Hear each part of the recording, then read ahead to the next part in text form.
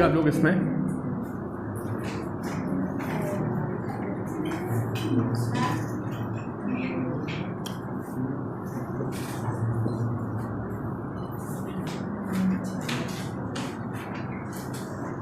Kepler's laws of planetary motion लिखिए आप। Kepler's laws of कश चलाना फैन था, बहुत गर्मी लग रही है। देखो भाई यार ये शायद मुझे 10th में था। सर ये कट था। कट था। अच्छा चलो, अच्छा ये बताओ जितने प्लैनेट्स होते हैं है ना, वो सन के राउंड कैसे घूमते हैं? ऑर्बिट में ना। कैसा पाथ होता है उनका? सर्कुलर। इसका तुमको आता है है ना, एलिप्टिकल पाथ होता है। लिखिए आप। देखो पहले लोगों को पता था, सबसे पहले तो लोगों को ये लगता था कि अर्थ क्या है, अर्थ रेस्ट पे है और सन क्या कर रहा है, रिवॉल्व कर रहा है। बाद में पता चला कि सन कहाँ पे है और अर्थ क्या कर रही है, रिवॉल्व कर रही है। ठीक है, और लोगों को लगता था कि जिसका ऑर्बिट है वो कैसा है, सर्कुलर। पहले लोगों को पता था कि ऑर्बिट कैसा होता है, सर्कुलर होता है। ठीक है, एक साइंटिस्ट थे केप्लर, तो इन्होंने बहुत सारे एक्सपेरिमेंट परफॉर्म किए। ये शैडो मेजर करते थे, एक पिलर लगा दिया ना और उस पिलर की शैडो देखते थे कि किस रेट से वो चेंज हो रही है। और बहुत सारे एक्सपेरिमेंट करके इन्होंने बताया कि जो ऑर्बिट होता है वो एलिप्टिकल होता है, सर्कुलर नहीं होता है। ये इनका फर्स्ट लॉ था। तो लिखिए आप, ये स्कूल में लिखने को आएगा, वेरी वेरी इंपॉर्टेंट लिख लेना आप लोग सबसे पहले, है ना। केप्लर्स के 3 लॉज होते हैं, लिखने को आते हैं। फर्स्ट लॉ लिखिए। अच्छा एक चीज़ और, एलिप्स देखा आप लोगों ने?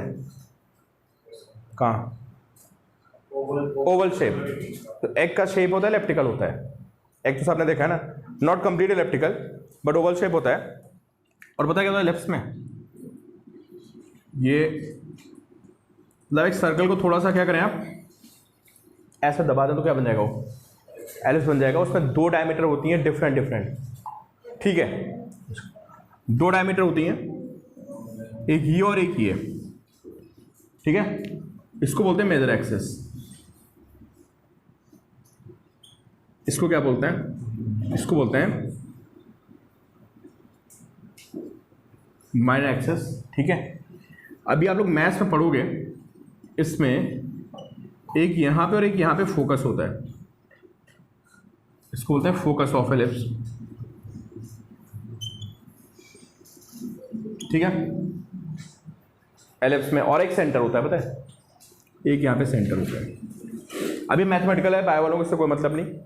मैथ्स वाले बच्चों को बहुत डिटेल में पता चलेगा फोकस क्या होता है, एक्सिस क्या होती है, सेंटर क्या होता है, सब कुछ। ठीक है, अभी आप लोग ये समझिए सिर्फ कि एलिप्स में 2 क्या होते हैं, फोकस होते हैं, है ना। और ये बीच में एक सेंटर होता है, एक मेजर एक्सिस और एक माइनर एक्सिस। ठीक है, तो केप्लर ने बताया, लिखिए, ऑल प्लैनेट्स, हाँ first law, all planets move around sun, all planets move around sun in elliptical path, elliptical path, elliptical path, ellipse से बना हुआ है, elliptical path, where sun is situated at, where sun is situated at one of the foci of the ellipse। ये focus को combine करते हैं, इसको बोलते हैं फोकाई, है ना, दोनों फोकस को, प्लूरल फॉर्म हो गई। The sun is situated at one of the foci of ellipse। इसके 2 फोकस हो गए ना। ठीक है, तो सारे प्लैनेट्स क्या करते हैं, किस पे घूमते हैं, एलिप्टिकल ऑर्बिट में घूमते हैं। और सन सेंटर पे नहीं है, सन कहाँ पे, फोकस पे। ठीक है, तो इसका डायग्राम बनाएंगे, तो आप कैसे बनाएंगे इसका डायग्राम? इसका डायग्राम ऐसे बनेगा यार कि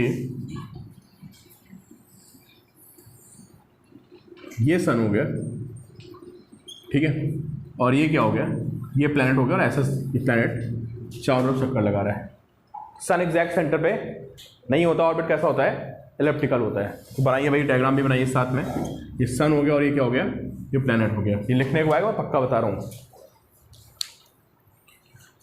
अभी तुम लोग 4:30 फ्री हो तो तुम लोग आई जाओ कॉन्टिन्यूसली। देखो ये हो गया सन और ये हो गया प्लैनेट, ठीक है।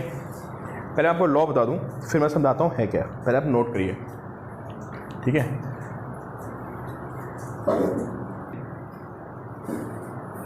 Line joining sun and planet, ये वाली लाइन है ना, line joining sun and planet sweeps out, sweeps झाड़ू मारती मतलब, हाँ, sweeps out equal area in equal time interval.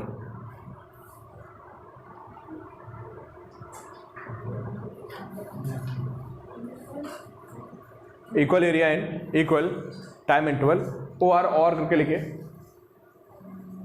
अगर आप ये भूल जाते हो तो लिखेंगे आप एरियल वेलोसिटी AREA, अभी मैं समझा रहा हूँ सर, एरियल AREA एरिया से बना हुआ है ना। Areal velocity of a planet, areal velocity of a planet around the sun is constant.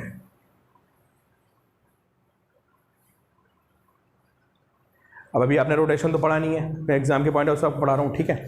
तो ये लॉ जिस पे बेस्ड है, ये दूसरे लॉ पे बेस्ड है। लिखो, वो जरूर लिखना आपको, लिखिए this law is based, this law is based on conservation of, this law is based on the conservation of angular momentum. अब दो थोड़ा रट्टाफिकेशन करना ही पड़ेगा, समझे। मैं स्कूल में नंबर लाने हैं तो आपको सब चीज़ याद होनी चाहिए। एंगुलर मोमेंटम अभी आगे आने वाला है किसमें, रोटेशन में, ठीक है। तो समझने की कोशिश करो, जितना समझ सकते हैं उतना समझेंगे, ठीक है। देखो समझो भाई सारे बच्चे, देखो जैसे ये प्लैनेट है ना, ये थोड़ी देर में घूम के यहाँ पहुँच गया, तो ये जो उसको लाइन है वो लाइन यहाँ पे पहुँच गई, ये क्या होगा बताओ, ये एरिया में चेंज है, स्वेप्ट एरिया। कौन सा, मैं इसको अगर ए पॉइंट बोलता हूँ, मैं इसको बी पॉइंट बोलता हूँ, मैं इसको ओ पॉइंट बोलता हूँ, ठीक है।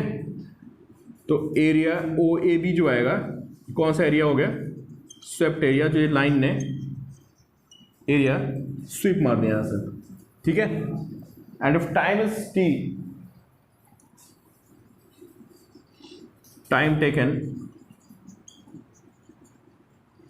to travel from A to B is equal to T, है ना। तो जो आपकी एरियल वेलोसिटी होती है, एरियल वेलोसिटी का मतलब होता है कि आपने कितना एरिया स्वीप किया है और कितने टाइम में स्वीप किया। तो एरिया अपॉन टाइम होता है, इसकी यूनिट क्या बनेगी, मीटर स्क्वायर पर सेकेंड। ये सेंटर होना जरूरी नहीं है ना, कोई भी पॉइंट हो, कोई भी पॉइंट नहीं, फोकस ऑफ एलिप्स।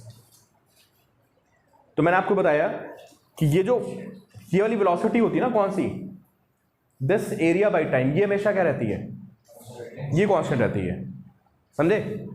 उसका मतलब क्या होता है पता है, इधर देखो, उसका मतलब ये होता है, इधर देखिए आप सारे बच्चे मेरे ध्यान से देखिए, फिर लिखना आप, इससे आपको स्कूल में क्वेश्चन भी मिल सकता है कि बंदा ए से भी गया इन टाइम टी, तो एरिया ही आया, ठीक है। अब आप सोचो कि अगर बंदा यहाँ पे है ना, तो वो टी टाइम में, अच्छा एरिया सेम होना है, जितना एरिया टी टाइम में ये आया है ना, उतना एरिया कहीं भी आएगा। यही कॉन्सेप्ट होता है कि आपकी एरियल वेलोसिटी क्या होती है, कांस्टेंट। तो change in area upon change in time क्या होगा, कांस्टेंट होगा। तो ये बताओ यार, अगर टाइम को मैं सेम कर लूँ तो क्या ये इतनी डिस्टेंस चलेगा, इससे ज़्यादा चलेगा, यहाँ पे बताओ। मतलब जैसे ये डिस्टेंस हमारी डी थी, है ना, तो क्या सेम टाइम में डी डिस्टेंस चलेगा, बताओ, ज़्यादा चलेगा ना। क्यों ज़्यादा चलेगा, एरिया को सेम रखना है भाई, ये कॉन्सेप्ट होता है कि उसका एरिया क्या होता है, सेम टाइम उसको सेम एरिया स्वेप्ट करना है। तो सेम एरिया कैसे स्वेप्ट होगा बताओ। अगर मैं ये डिस्टेंस और डिस्टेंस बराबर कर दूं तो तब तो पॉसिबल नहीं है। एरिया कब सेम होगा बताओ, जब ये थोड़ा ऐसे चले, समझे ना। अब देखो ये एरिया क्या होगा, लगभग बराबर हो सकता है ना यार। तो सीधी सी बात ये है कि प्लैनेट जब नज़दीक आता है तो उसकी स्पीड क्या होती है, ज़्यादा हो जाती है, और जब प्लैनेट दूर जाता है तो उसकी स्पीड क्या हो जाती है। बात समझे आपको, ठीक है। तो अब इसमें आप दो फिगर बनाएंगे, है ना। इसको लिखेंगे ए डैश, इसको क्या लिखेंगे आप, बी डैश, ठीक है। इफ टाइम इज सेम, है ना, if time is same then area O A B, then area O A B is equal to कितना, area O A dash B dash. अगर इनका टाइम सेम हो गया, दोनों एरिया सेम हो गए, ठीक है। जिससे क्या पता चलता है भाई, एक चीज़ और, इससे ये पता चलता है कि ए डैश बी डैश क्या होगा, बोलो भाई। अरे ए बी से बड़ा होगा नहीं होगा, सारे बच्चे मुझे बताएं। एरिया सेम होने के लिए, क्योंकि ये डिस्टेंस कम हो चुकी है ना, इसको क्या होना पड़ेगा, ज़्यादा होना पड़ेगा। तो A dash B dash is greater than A B, या बोले तो जो यहाँ पे स्पीड है वो ज़्यादा है, ठीक है। लिखिए पहले आप ये,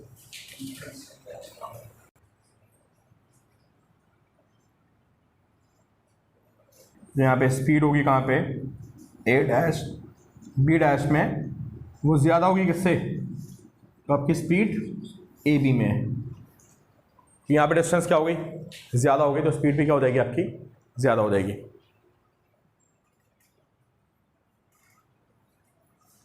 का एक्सप्लेनेशन भी है, बट वो मैं आपको बाद में बताऊंगा जब रोटेशन वगैरह पढ़ोगे, है ना। अभी आपका स्कूल में से काम चल जाएगा, इतना लिख दोगे आपको मार्क्स मिल जाने हैं, ठीक है।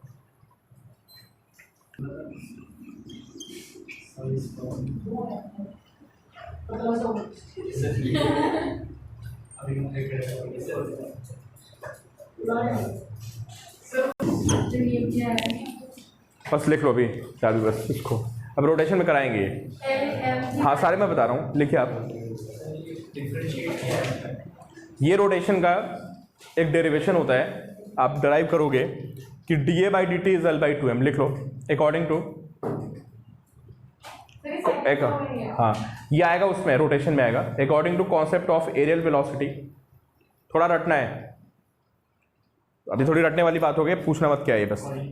According to concept of areal velocity, D A by D T is equal to L by two M.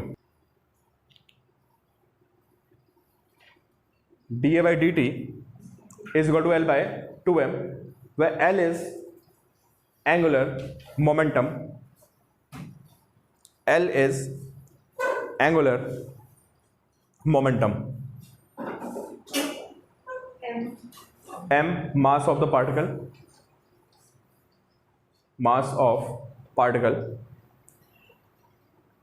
dA by dt is aerial velocity, dA by dt is equal to aerial velocity.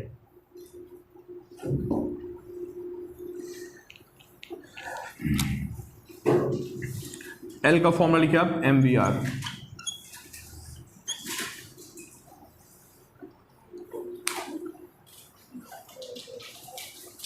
और इसकी value put कर दो वहां पे, L की जगह पे MVR। Is it the same M?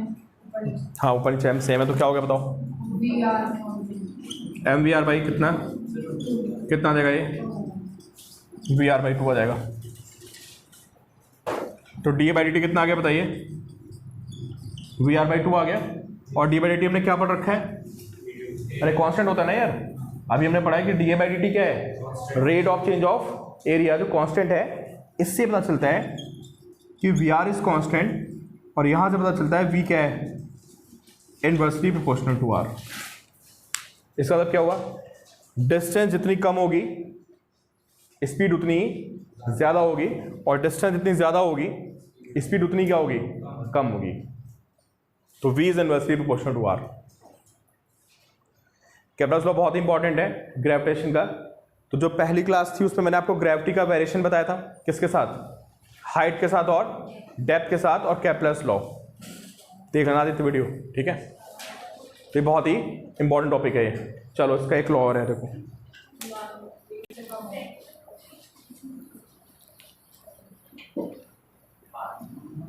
Okay सीधा वो था ना वो इसके सेंटर में उनके डिस्टेंस कम होगी उसके सेंटर में। देखो ये रहा सन, ठीक है। सर नियरेस्ट कॉर्नर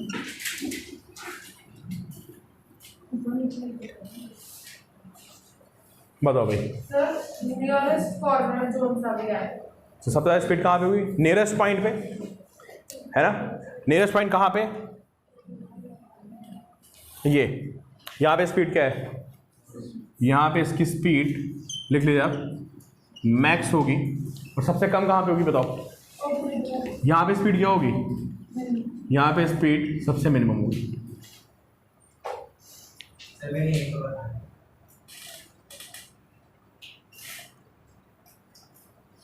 ठीक है।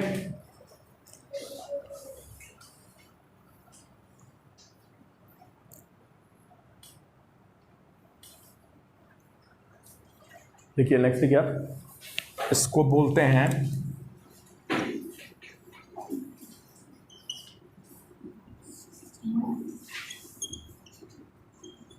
एपोजी, इसको पेरिजी।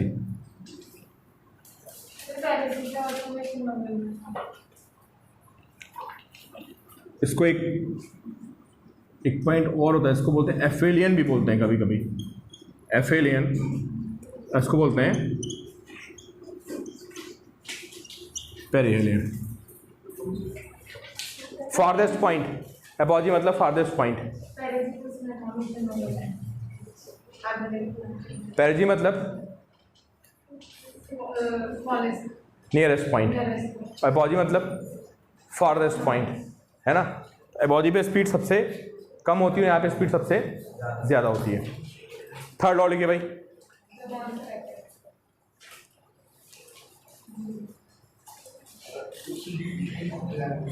हाँ यार, ये रोमन वर्ड है शायद। एफेलियन पेरिहेलियन जो वर्ड है ना, हेलियन वाले वर्ड वहीं यूज़ होते हैं, ये रोमन वर्ड टाइप के हैं, है ना।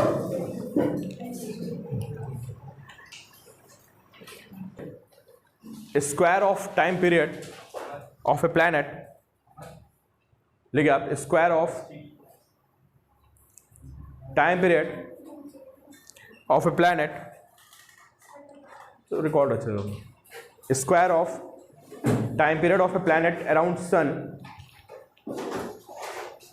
Square of time period of a planet around sun is directly proportional to cube of its distance from planet. Is directly proportional to cube of its distance from planet.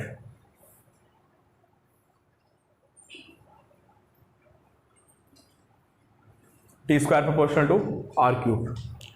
ठीक है, यहाँ पे time period, और r क्या होती है? r में से मीन रेडियस होती है, पर रेडियस होती है वैरी हो रही है उसकी, क्यों? रेडियस तो कांस्टेंट नहीं होती ना, उसकी रेडियस क्या हो रही है हर जगह। एल स्क्वायर में देखा वैरी हो रही है, इसको क्या बोलते हैं? Mean radius. ठीक है, अब नेक्स्ट लिखिए आप, मोस्ट इंपॉर्टेंट लिखिए आप, कोऑर्डिनेशन के पॉइंट ऑफ व्यू से भी बहुत इंपॉर्टेंट है ना, और स्कूल के पॉइंट ऑफ व्यू से भी बहुत इंपॉर्टेंट है। न्यूटन्स लॉ ऑफ ग्रेविटेशन सभी को पता है, क्या होता है बताओ? अरे न्यूटन्स लॉ ऑफ ग्रेविटेशन भाई, F इज इक्वल टू क्या? G m1 m2 upon r square. ये सबको पता है ना कि force between two masses is directly proportional to क्या? Product of masses and inversely proportional to square of distance between the planets, या masses जो भी कह लो आप, ये सबको पता है ना। ठीक है, तो अब ये जो मैं आपको बताने वाला हूँ, है ना, इसकी इंपॉर्टेंस ये है कि जो केपलर का थर्ड लॉ है ना, कौन सा? T square proportional to R cube, इसकी हेल्प लेके न्यूटन ने अपना लॉ प्रूफ किया। सब एक दूसरे का हेल्प लेते हैं, चोरी तो नहीं बोलेंगे। अब किसी ने कोई चीज़ इस्टेब्लिश की ना, तो हर बंदा उससे कुछ ना कुछ कॉन्सेप्ट उठाता था और फिर अपनी थ्योरी में फिट करता था। ठीक है, कि हेल्प से क्या डिराइव करना? Newton's law of gravitation, and this very very important, school में आने के चांसेस बहुत ही ज़्यादा हैं। तो हेडिंग लेके आप, derivation of Newton's second law, लिखिए आप derivation of Newton's second law with the help of second law Newton's law of gravitation, derivation of Newton's law of gravitation using Kepler's third law. ये दोनों एक ही time पे थे, जिस time पे Newton थे उसी टाइम पे केपलर भी थे।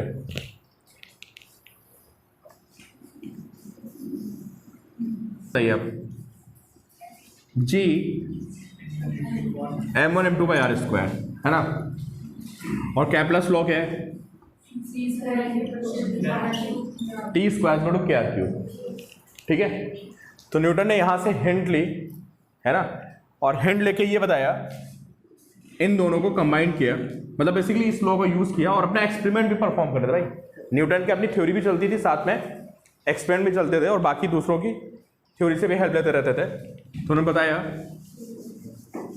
कि एफ जो होता है वो इनवर्सली प्रोपोर्शनल टू क्या होता है, अरे न्यूटन्स लॉ में जो सेकंड वाला पार्ट है ना, उसका दो स्टेटमेंट है ना, क्या कि डायरेक्टली प्रोपोर्शनल टू क्या, product of masses and inversely proportional to. तो ये वाला जो स्टेटमेंट था कौन सा, inversely proportional to square of distance, ये इन्होंने थोड़ा थोड़ा केपलर से हेल्प लिया था। वो आपको समझ में आ जाएगा कैसे हेल्प लिया था। ठीक है, तो देखिए एक ऑर्बिट बनाइए आप सर्कुलर, ऐसे आर रेडियस, और यहाँ पे एक v स्पीड से प्लैनेट भाग रहा है, ये प्लैनेट हो गया। लिखिए भैया, ठीक है, लिखिए speed is v, radius r, speed is v and radius is r। ठीक है, तो इसका टाइम पीरियड कौन बताएगा मुझे, कोई इसका टाइम पीरियड बता सकता है, इसका टाइम पीरियड कितना होगा, क्या बताना, इसका टाइम पीरियड कौन बताएगा मुझे, 2 pi are distance upon speed. और टाइम पीरियड क्या होता है, जब आपको टाइम लगेगा, नहीं समझ आया, डिस्टेंस कितनी हो गई, स्पीड कितनी है, तो टाइम पीरियड कितना हो गया, 2 पाई आर बाई वी। तो लिखिए आप, time period is 2 pi R by V. हो गया, अकॉर्डिंग टू केपलर्स लॉ, फिर लिखिए according to Kepler's law, according to Kepler's law T square कितना होगा बताइए आप, क्यों भाई, के आर क्यूब होगा, केपलर ने बताया T square equal to K R cube. इस टी की वैल्यू यहाँ पुट कर दो और बताओ क्या बन रहा है।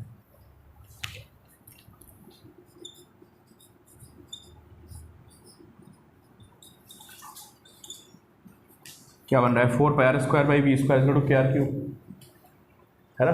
टी की वैल्यू पुट कर देना मैंने यहाँ पे,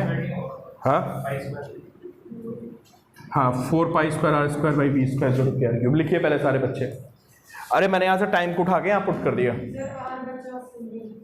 अब क्या बचा बताओ, नहीं नहीं नहीं, अभी आया कितना पहले बताओ सब, कट वट।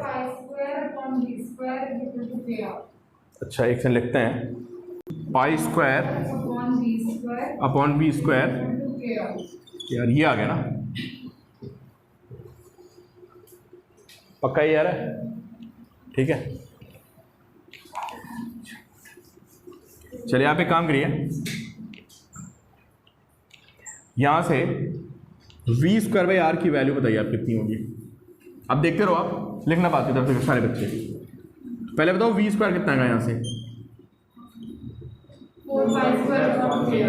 क्या दोनों साइड आर से डिवाइड कर देते हैं, है ना।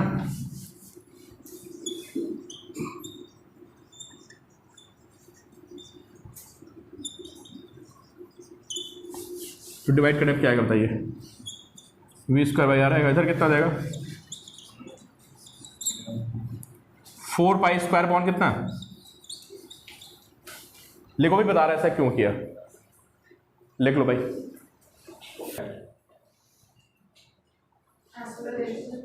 अरे वी स्क्वायर बाई आर किसका फॉर्मूला होता है बताओ मुझे,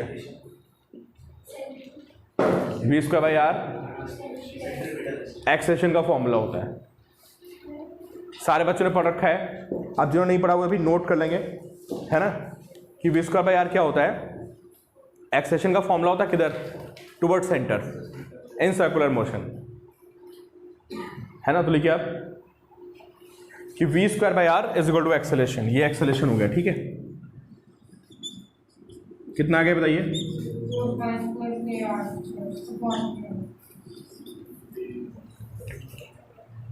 ठीक है। अभी प्लैनेट घूमता है तो उस पर क्या होता है, अंदर फोर्स ही होगा ना, एक्सेलेरेशन होता है कि नहीं होता है, बताओ ये सारे बच्चे बताओ। जब कोई प्लैनेट घूम रहा है तो उसमें एक अंदर एक्सेलेरेशन होता है नहीं होता है, एक्सेलेरेशन कहाँ से आता है, अरे एक्सेलेरेशन फोर्स से आता है नहीं आता है भाई।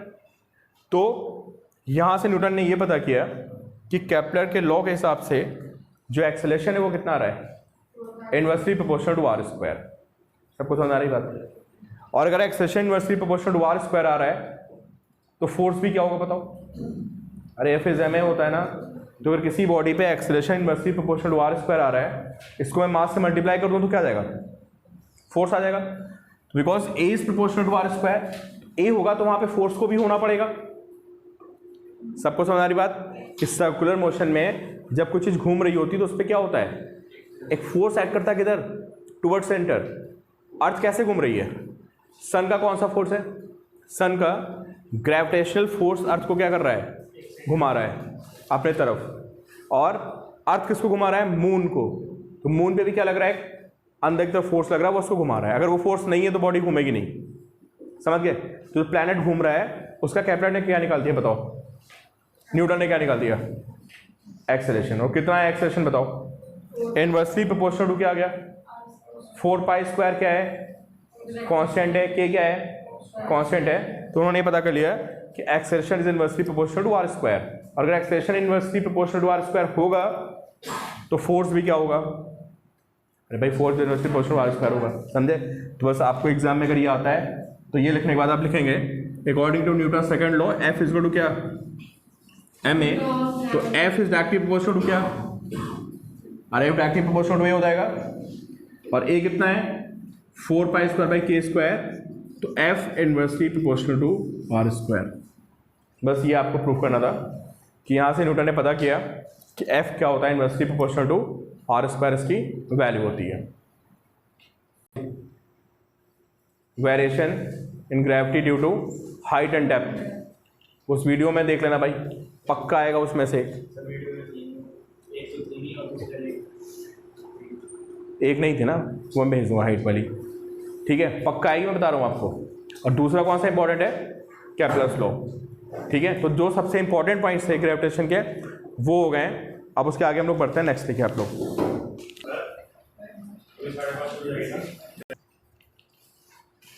अबे टॉपिक पहले लेक्चर के कंटिन्यू हो रहा है ना, जगह छोड़ देना जैसे भी है, फर्स्ट लेक्चर के बाद कंटिन्यू हो रहा है।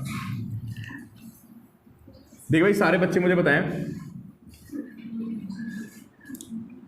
अच्छा एक बार फिर बता देता हूँ मैं, इधर देखिए आप एक बार सारे लोग यहाँ ध्यान से देखें भाई, प्लीज़ अब बातें नहीं समझिए।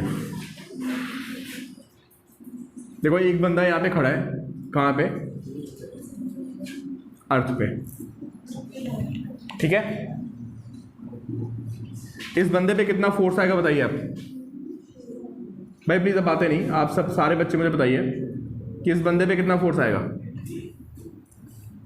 अरे कोई नहीं बताएगा यार, रेडियस कितनी है, अरे मास कितना है अर्थ का, तो न्यूटन्स लॉ के अकॉर्डिंग कितना फोर्स आएगा,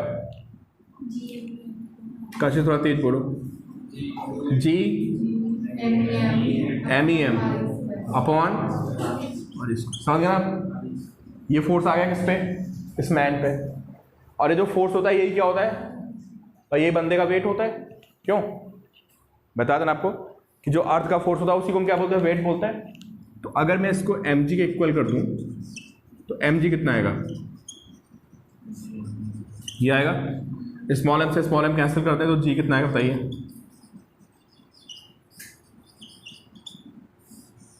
ये बताया था आपको फॉर्मूला, और ये 9th में भी आपने पढ़ रखा है, हाँ 9th में है फॉर्मूला, मुझे पता है यही फॉर्मूला एग्जैक्टली इसी तरह से, ठीक है। अब अर्थ का जो शेप होता है ना वो एग्जैक्टली स्फीयर नहीं होता है, अर्थ का जो शेप होता है कैसा होता है, वो भी थोड़ा एलिप्टिकल टाइप का होता है, ओवल शेप। है ना। तो अर्थ का शेप देखिए कैसा होता है, अर्थ बिल्कुल स्फेयर नहीं है, तो आपको पता चलेगा कि अर्थ का शेप कैसा है, ओवल शेप है ऐसे,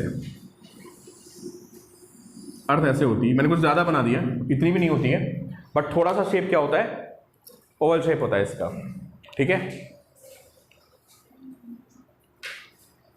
शेप कैसा है, ओवल शेप है। जो इक्वेटर पे रेडियस होती है ना ये, और जो पोल पे रेडियस होती है, इसमें से कौन सी रेडियस आपको ज़्यादा दिख रही है, इक्वेटर की रेडियस थोड़ी सी ज़्यादा होती है। तो आप लिखेंगे कि आर इज ग्रेटर देन क्या, आर पी, है ना। इक्वेटर की रेडियस पोल से क्या है, ज़्यादा है। तो अब बताओ जो ग्रेविटी का फॉर्मूला है इसको देखो और मुझे बताओ ग्रेविटी कहाँ पे कम होगी कहाँ पे ज़्यादा होगी। सर जहाँ पे रेडियस ज़्यादा होगी वहाँ पे ग्रेविटी कम होगी, जहाँ पे रेडियस ज़्यादा होगी वहाँ पे ग्रेविटी कम होगी, और जहाँ पे रेडियस कम होगी वहाँ पे ग्रेविटी ज़्यादा होगी, ठीक है। तो आपको दिख रहा होगा कि ग्रेविटी कहाँ पे ज़्यादा है। तो are E greater than R P, तो बताओ जी ई क्या होगा, बताओ प्रियांश बताओ क्या क्या साइन लगेगा यहाँ पे। भाई आर ई बड़ा हो गया ना, किससे, R E greater than R P, तो यहाँ पे inversely proportional to R square है, तो ये वैल्यू जितनी बड़ी होगी ग्रेविटी उतनी क्या होगी, कम आएगी। तो ये साइन बन गया variation in gravity due to क्या, शेप ऑफ अर्थ।